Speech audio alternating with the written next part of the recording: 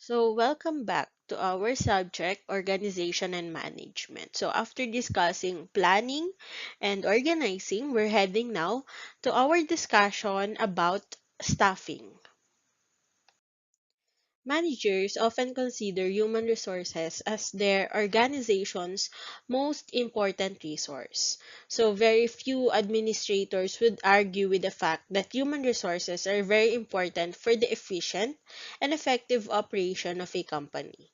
So, to emphasize their importance, human resources are also called human capital or intellectual assets or management or company talents. So these terms imply that human resources are the drivers of the organization's performance.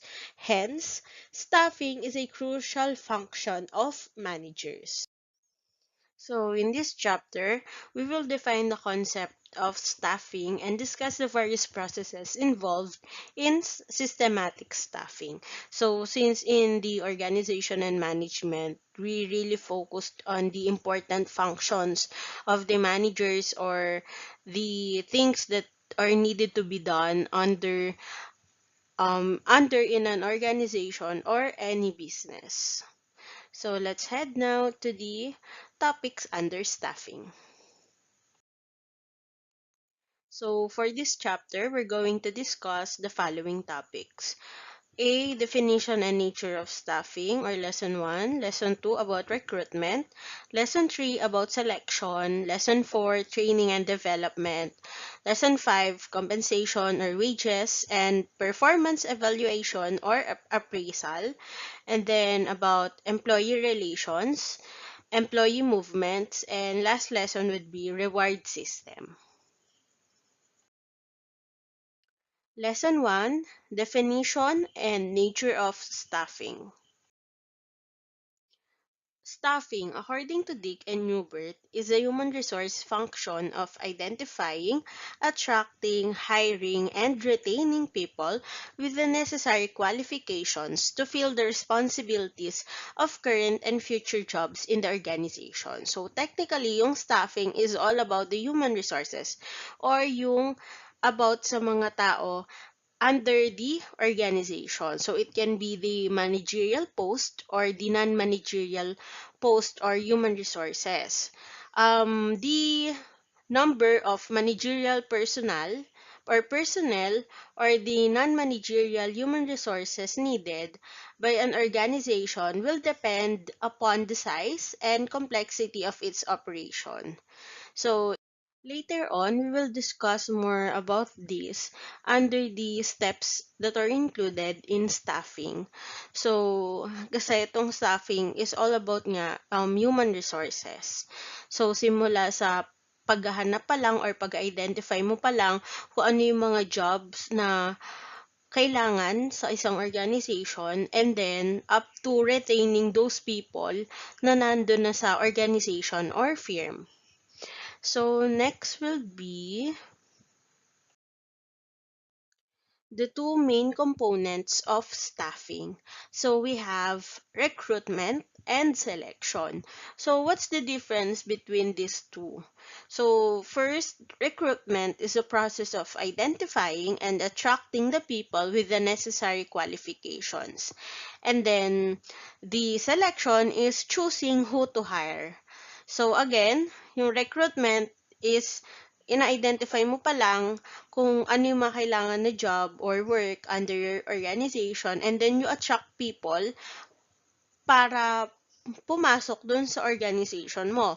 And then selection is i- from the people who were attracted or yung mga nag apply is mamimili ka kung sino yung i-hire mo in your organization or in the business.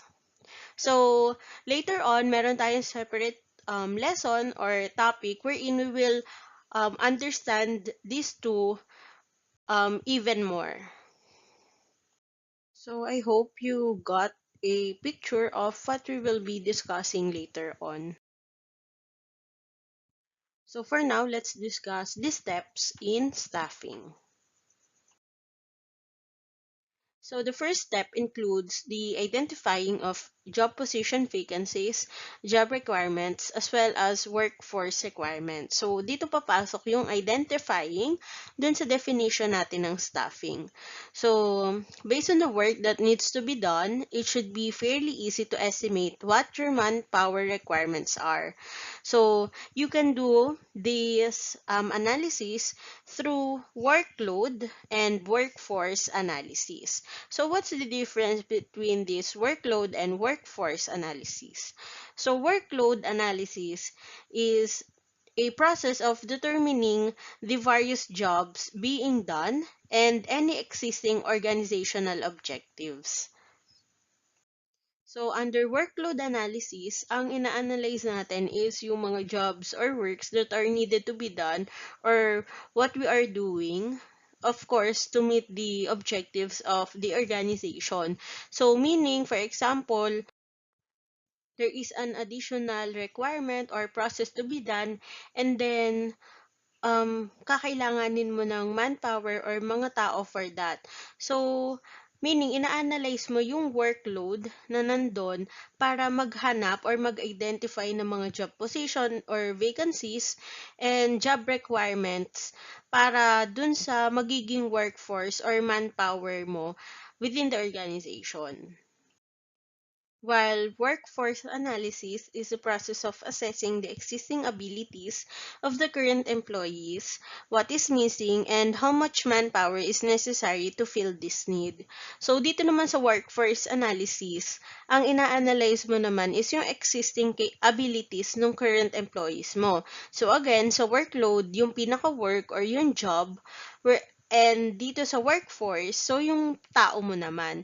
So, for example, kulang na yung mga tao mo or masyado silang loaded or mas marami sila talagang ginagawa.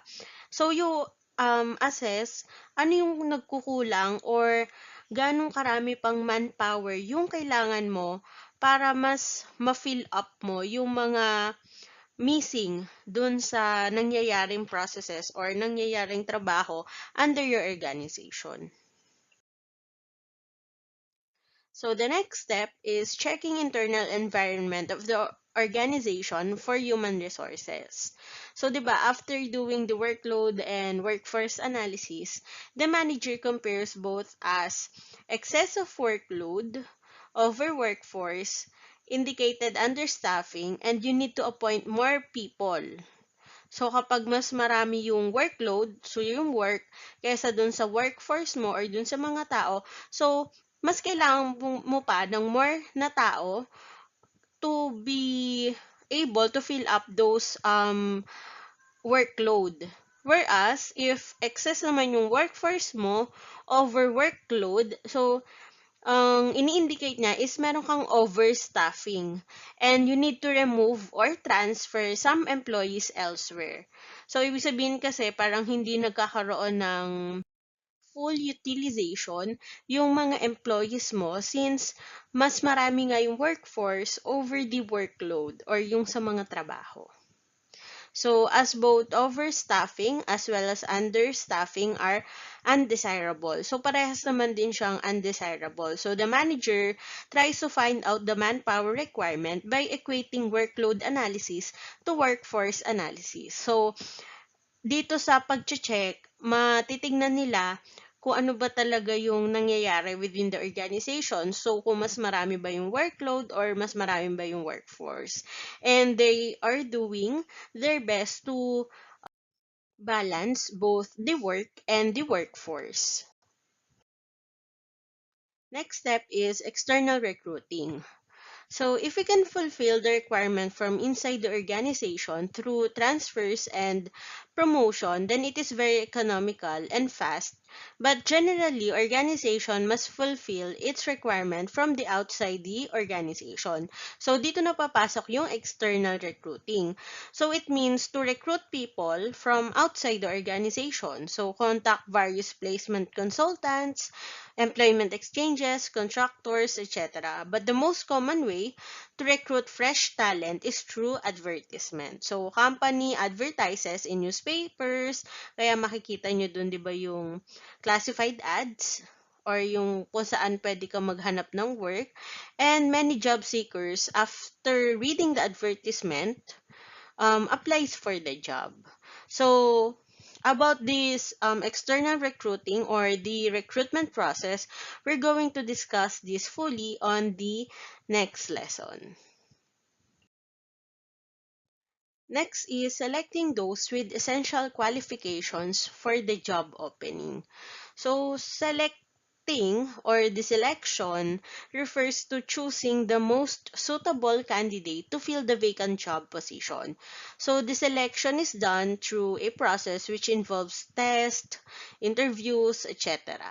So, di ba, like a while ago, we discussed that the two main components of staffing is recruitment, as I told earlier. The third step is the recruitment, and then now the another main component is selection. So, ito yung fourth step natin. So, selecting kung sino ba yung or karapat dapat dun sa job or dun sa work na kailangan gawin sa isang organization. So, again, we have a separate topic or separate lesson for selection. So, we will discuss this more in lesson 3. Step 5, placing the selected applicant. So, once you selected the one with the most essential qualification, so you need to place that applicant. So, placement refers to occupying of post by the candidate for which he is selected. So, after selection, the employee is given appointment letter and is asked to occupy the vacant job position. So, after the placing, ang next na mangyayari is the orientation. So, under orientation naman, it refers to the introduction of new employees. Um, if it is a large organization, meron silang formal orientation or programmed orientation to familiarize the new employees with the existing, whereas or whereabouts or kung ano-ano yung mga rules and regulations or kung ano yung mga processes of, for example, leaves or process of filing this something or all about the company or the organization. While if the organization is small, so normally the superior takes the new employees on round or iikot dun sa buong organization or company and introduces him to the existing employees. So that's orientation. Next is promoting. So, in promoting, we are talking about promotion. So, promotion refers to being placed at a higher job position with more pay, job satisfaction, and responsibility. So, generally, based on feedback report of employees, or the performance that they give, so they are given promotion and opportunities for higher job positions. So, 'di ba, after yung placing or andun ka na nga sa work or ginagawa mo na nga yung selected or given na job position mo. So, upon feedback of your boss or of the manager or of the people that you are working with, so i-assess yung performance na ginawa mo and if you are worthy of that promotion. So, sa isang kumpanya naman or sa isang organization, it is a way of telling your employees that they really did a good job or they really did what the company or the organization expect them to do and minsan pa nga is ine-exceed pa nila. So, yun yung process ng under promoting. So, next is evaluating performance. So, actually, itong evaluating performance, pwede din yung before sa promotion or after promotion. Kasi after the employee has had a chance to get started in their position, so you will want to assess their performance and give them any feedback they require in terms of growth and success. So if you observe that they are doing well, let them know or inform them of what they are doing right and where they can do better. So without feedback, you are not giving the employee a chance to fix mistakes or feel a real sense of accomplishment within the job. So dito sa evaluating performance is very important kasi kapag nga hindi mo sinabi dun sa employees mo kung ano yung mga magagandang qualities na pinakita niya or kung ano yung mga kailangan pa niyang i-improve. So, yung work na gagawin niya is para magiging stagnant or para sa kanya, okay naman yung ginagawa ko. But, well, in fact, there are some areas or there are some aspects na kailangan ng improvement. So, it is understaffing. Every organization should do a performance evaluation. So it is not just for your employees but also for the company to be able na mas makapag-deliver na mas magandang work or trabaho or pati yung sa mga attitudes toward work ng mga employees. Next is planning of employees' career. So, di ba earlier, we discussed that human resources is one of the most important resource ng isang organization. So, like any other resources, kailangan mo siyang ingatan and also pangalagaan, di ba? So, one way of doing that is planning the employee's career. So, you don't take your employees for granted, especially not high-performing ones who might seem happy but are always just a click away from a new job.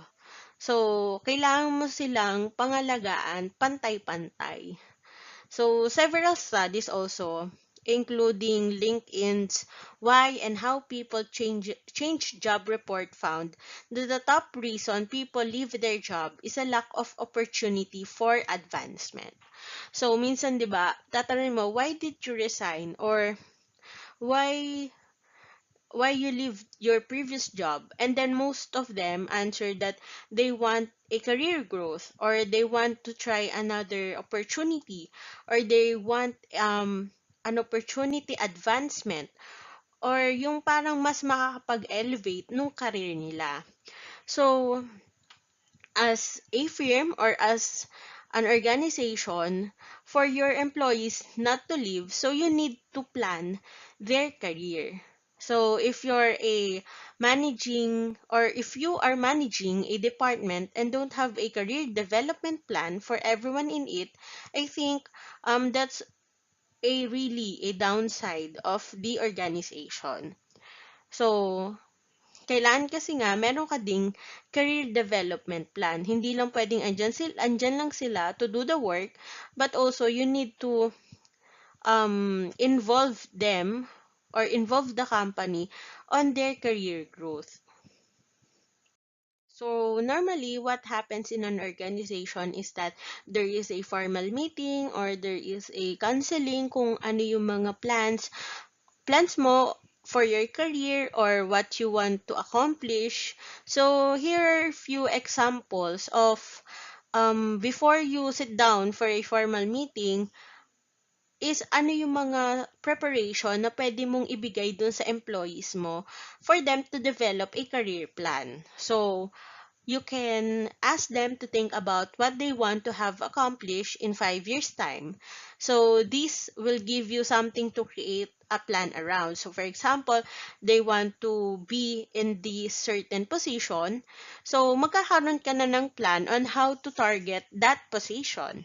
And then you can also ask them to take a look at their job description and think about how they want to progress in the next 12 to 24 months.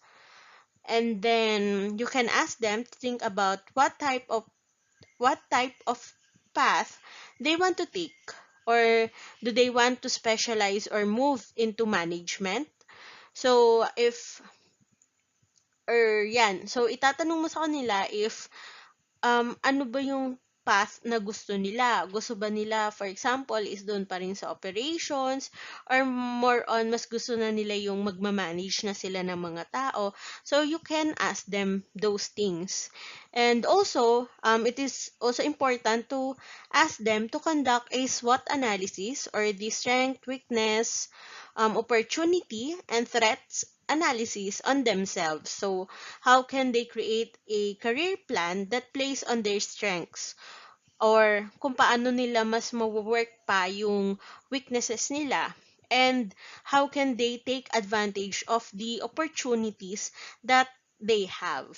So, within those things or those questions is matutulungan mo na yung employee mo to develop a career plan, and then you can discuss this with them and magkaroon kayo ng plan on how can you do it.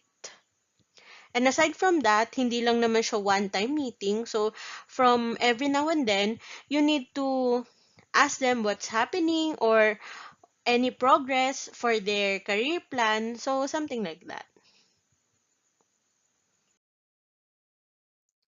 Next is training of human resources. So, to improve the competence of employees and to motivate them, it is necessary to provide training and development opportunities for employees so that they can reach to top and keep improving their skill. So, more of this training and development discussion um, will be discussed in lesson 4, training and development. And of course, one of the most important thing for the human resources or for the employees is compensating human resources. So it refers to the price of the job. So it includes pays, the reward, and other incentives given to employees. So it includes direct as well as indirect payments. Direct payments are the wages or the salary, and then indirect payments such as medical facility or the insurance and other more.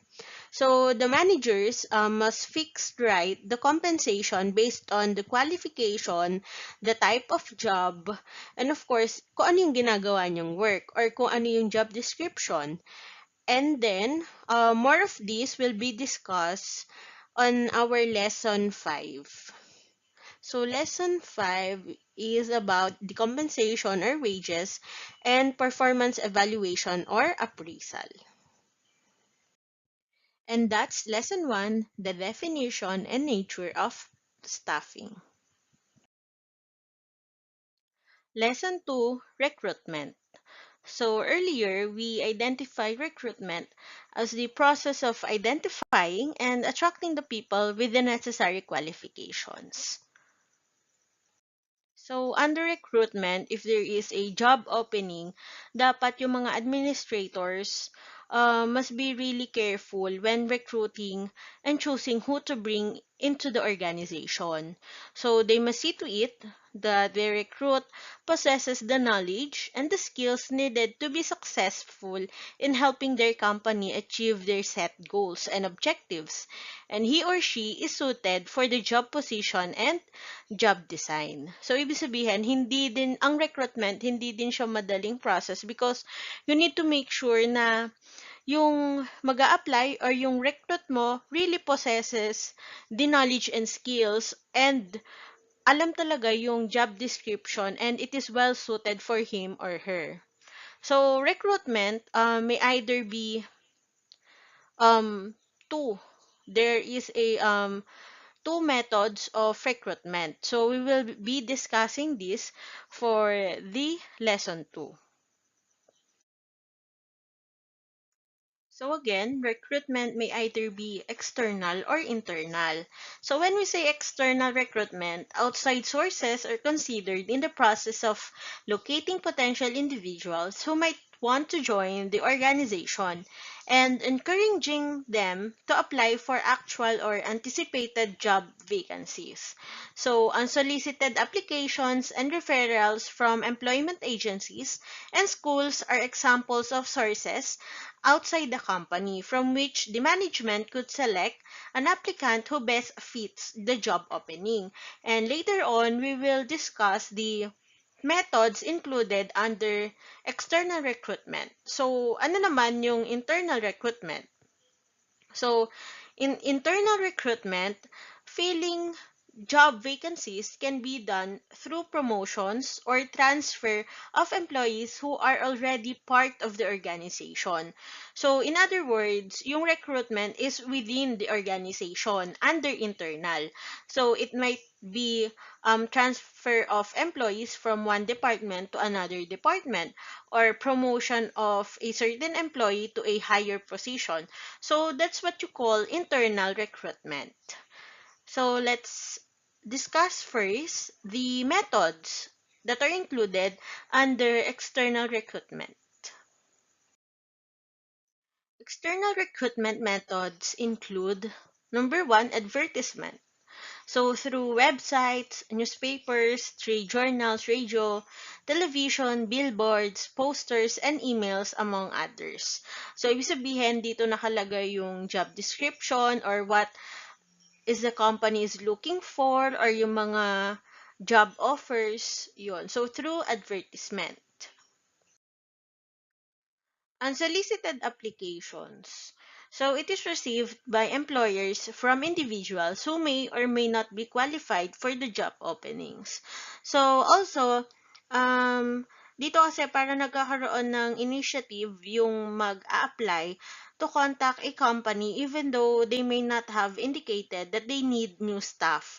So most people do not want to do this. After all, the prospective employer has not put out notice for new workers. But some, they are doing this unsolicited applications. Ito yung if wala pa naman job openings or if hindi naman sila sure kung may qualified sila but they still take the initiative to give their resume or their applications to add to the companies. Next is internet recruiting. So, independent job boards on the web commonly used by job seekers and recruiters to gather and disseminate job opening information. So, very popular is JobStreet, LinkedIn, and Caliber. So, itong K, it is Caliber. So, under this web or job sites, so you can see different job openings or job openings wherein makikita mo yung mga recruiters and at the same time, puntahan din siya ng job seekers. Kasi dito mo makikita kung ano-anong company ba yung naghahanap ng ganitong or nung mga qualities mo or yung mga tinapos mo or related dun sa gusto mong gawin. So, yon. So, this is internet recruiting.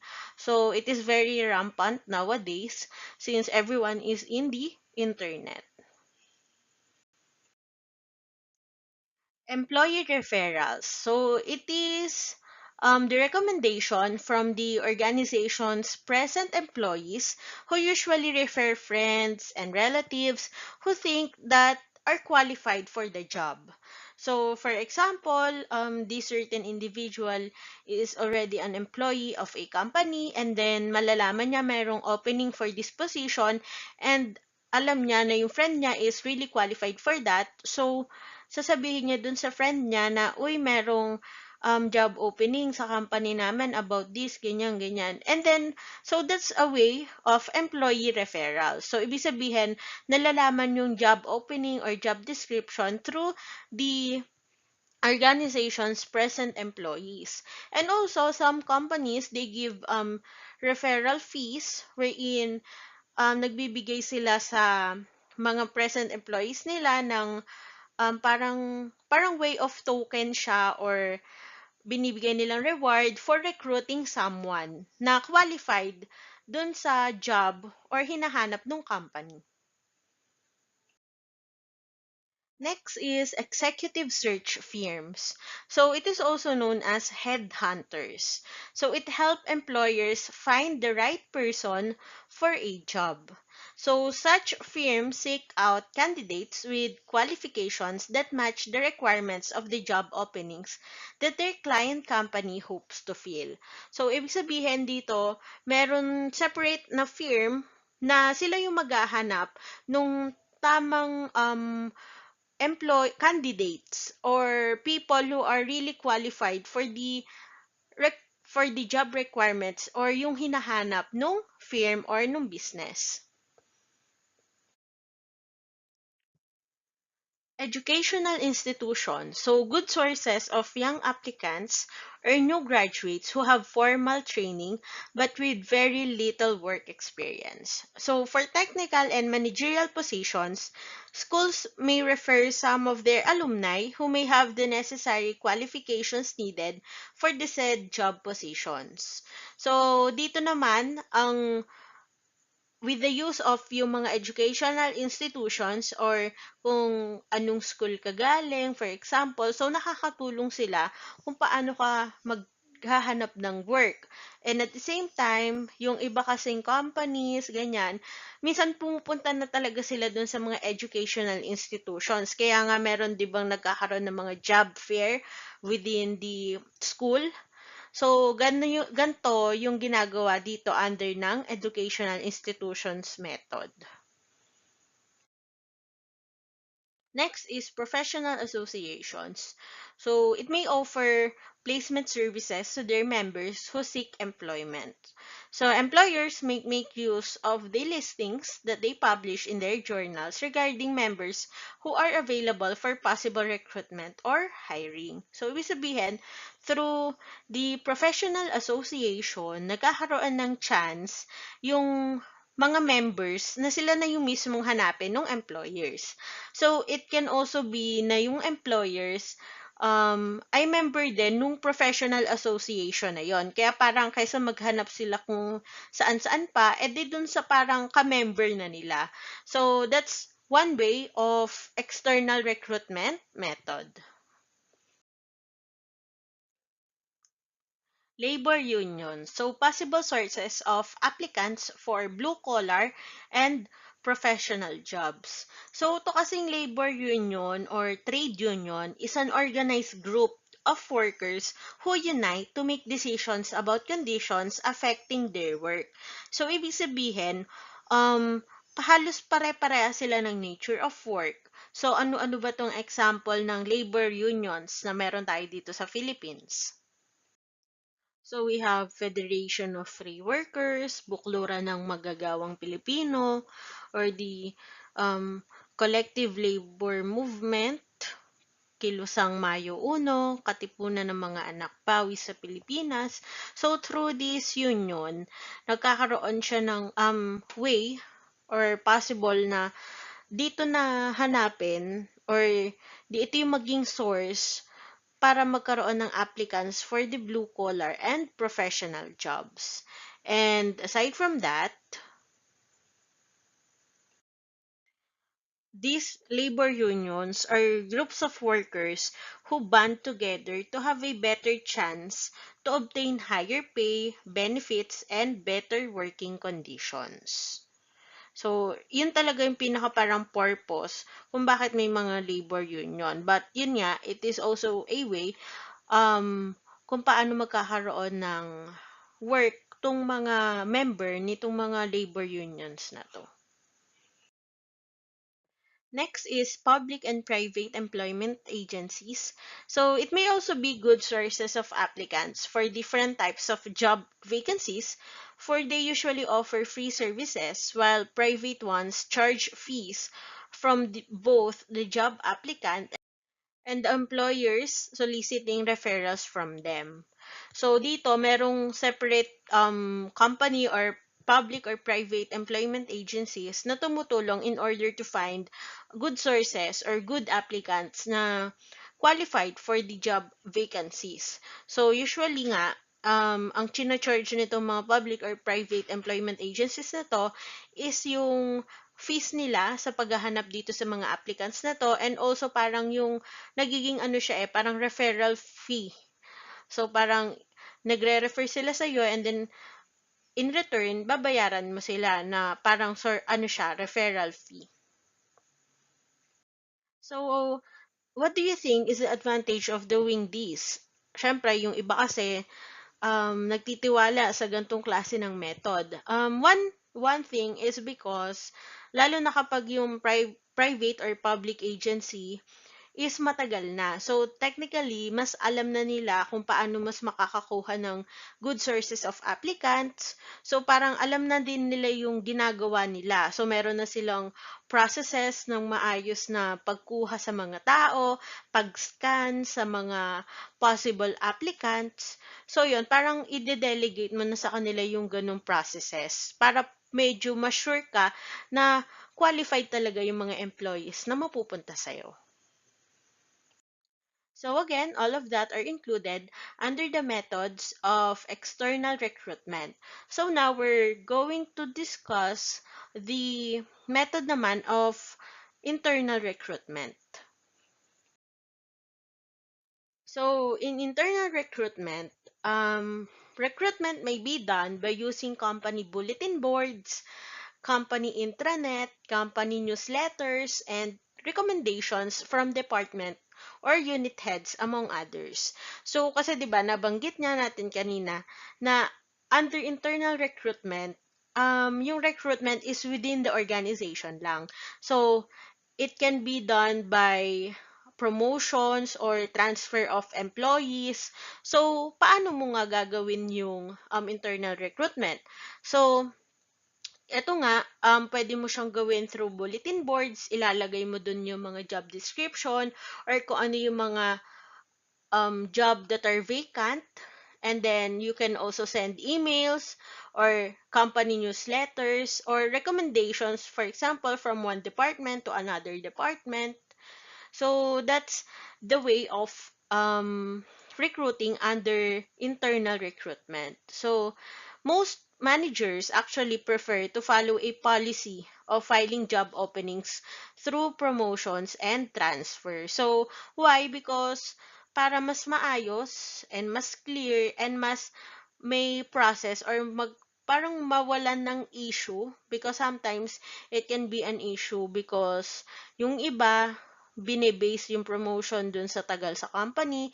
But what if there's really a competent person na kahit saglit pa lang siya, malaki yung edge or malaki yung contribution niya in achieving the goals or objectives of the organization.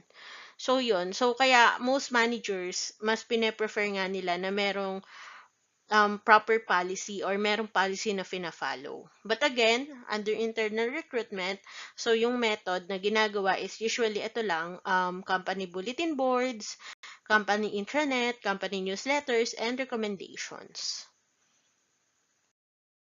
And that's the end of our lesson number 2, recruitment. Still under chapter 5, we're going to discuss next is lesson 3, selection, and lesson 4, training and development. Again, if you have questions or concerns, feel free to message me. Thank you guys. God bless and be safe always.